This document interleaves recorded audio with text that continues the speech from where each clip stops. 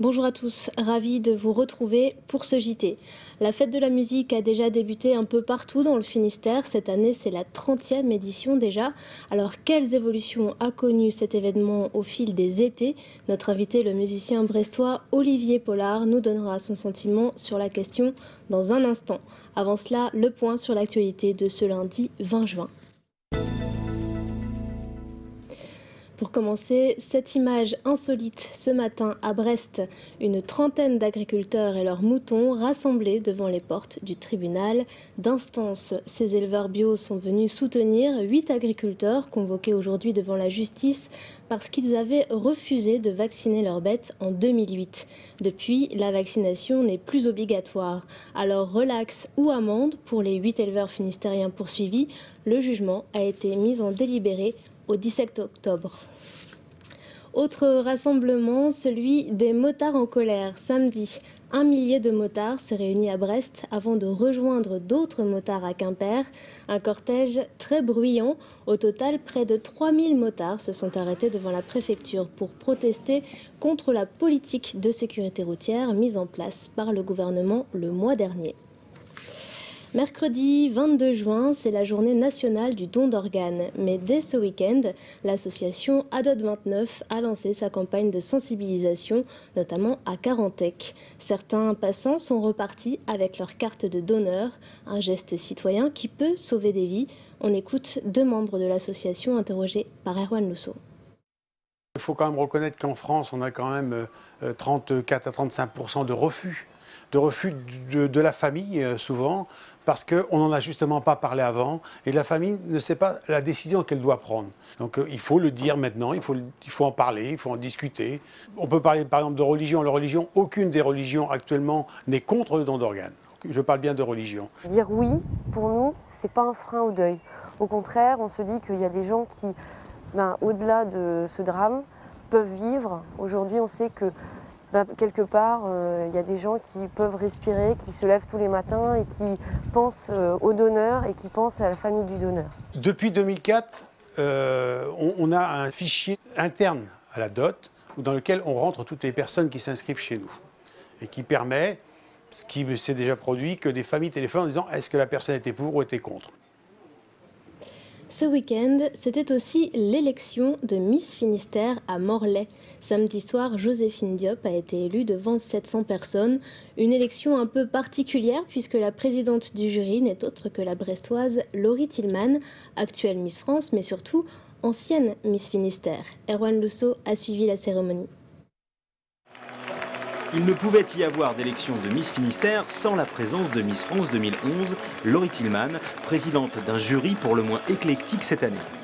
Vous n'imaginez même pas à quel point je suis émue d'être ici parmi vous, et pourtant c'est pas la première élection que je fais, mais d'être ici chez moi dans le Finistère, à vos côtés avec une salle comble, ça me remplit d'émotions et je m'en excuse parce que les larmes auraient pu tomber à la fin de mon discours, mais non, j'ai pas pu m'en empêcher. Pas d'élection non plus sans prétendante. Sur le podium, 7 jeunes filles originaires de Brest, de Gouesnou et de Morlaix.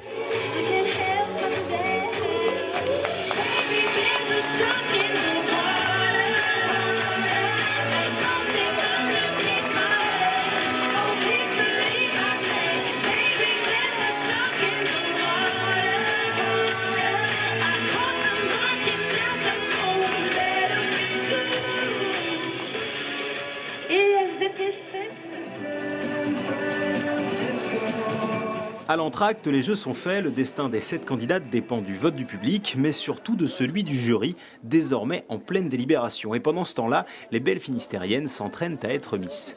Oui, je fais comme si, on a le droit de rêver. Je pense que je vais prendre la grosse tête si ça continue, là, et j'ai pas trop envie. Et le jury, lui, qu'est-ce qu'il en dit ? Le jury est en phase complète avec le public. La lauréate n'a-t-elle pas une robe rouge ? L'écharpe donc de deuxième dauphine pour Mélissa est élue première dauphine. Mylène Nicolas. Joséphine Diop, Miss Finistère 2011. Je me suis présentée à Miss Unissa pour montrer déjà que pour mes origines africaines, que oui, je pourrais pourquoi pas représenter la France plus tard. Donc c'est pour ça que je me suis présentée à Miss Unissa. Et je suis très fière d'ailleurs de représenter le Finistère. Pour la suite, rendez-vous à Pontivy le 26 octobre prochain pour l'élection de Miss Bretagne. Autre festivité avec l'arrivée de l'été, demain c'est la fête de la musique. Olivier Pollard, bonjour. Bonjour. Alors vous êtes musicien et écrivain brestois, vous avez notamment participé à la rédaction du livre Rock sur l'histoire du rock en Bretagne. La fête de la musique existe depuis 1982. Alors que faisiez-vous lors de la première édition le 21 juin 1982 ? Je devais être chez moi, je pense. Parce que vous étiez encore un peu jeune. Ouais.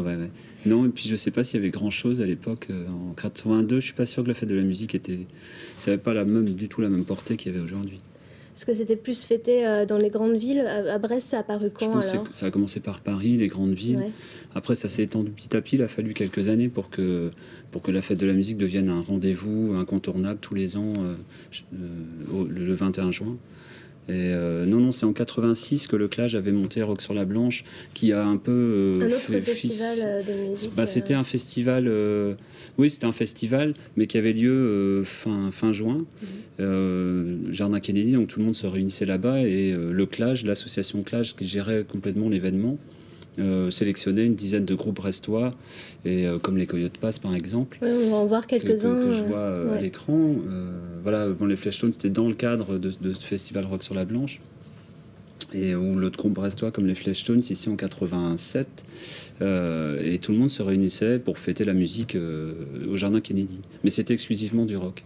Donc ça, c'était en 86 ? De 86 à 91, quelque chose comme ça, ouais. D'accord. Et donc la fête de la musique à Brest est apparue à la suite de ce festival, alors ? Oui, quand le festival a périclité, s'est mis en place progressivement, la mairie a mis en place des scènes à l'intérieur de la ville pour promouvoir cette fête.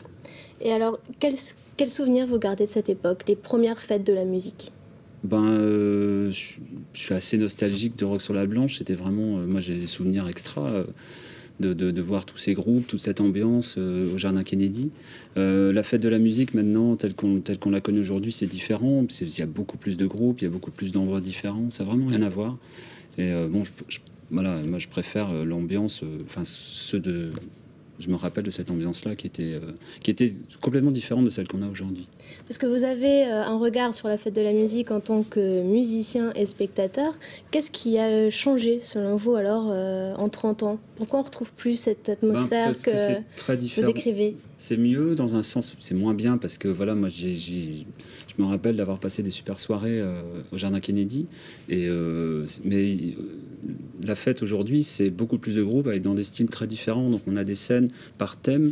Donc ça c'est bien, c'est qu'il y a un éclectisme qui est vraiment vraiment très large, puisqu'on passe de la musique électro à la musique bretonne, au chant choral, au rock évidemment. Donc tous les styles sont représentés, ce qui n'était pas le cas dans les années 80. Mais en plus ça reste ouvert à toutes les pratiques amateurs. Vous trouvez que de moins en moins ? Ah non, c'est fait pour les groupes amateurs essentiellement. Les groupes professionnels se produisent pas. Ou alors c'est sur des grandes scènes, c'est très médiatisé. Ils n'ont pas d'intérêt à jouer comme ça avec d'autres groupes. Donc c'est vraiment des groupes amateurs ou semi-amateurs, semi-pro, mais c'est surtout des groupes amateurs. Et est-ce qu'aujourd'hui vous pensez qu'il peut encore y avoir des surprises, peut-être des découvertes de groupes, de perles lors de la fête de la musique ? Oui, il y a toujours des groupes qu'on n'attend pas et qu'on va découvrir au coin de la rue. Donc c'est ça qui fait l'intérêt aussi de la fête de la musique. Votre dernière bonne surprise lors d'une fête de la musique, ça a été quoi ?